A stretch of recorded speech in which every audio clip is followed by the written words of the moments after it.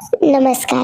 ठरलं तर मग मालिकेच्या आजच्या भागामध्ये तुम्ही पाहत आहात की तन्वी आता त्या बाईच्या घरी आलेली असते.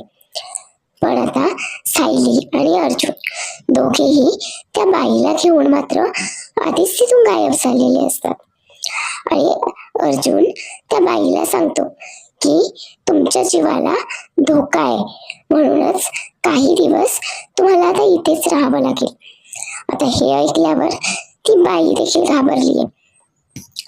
तर सायली आता अर्जुन समोर चैतन्याला फोन करून विचारते की साक्षी बद्दल काही माहिती मिळाली आहे का.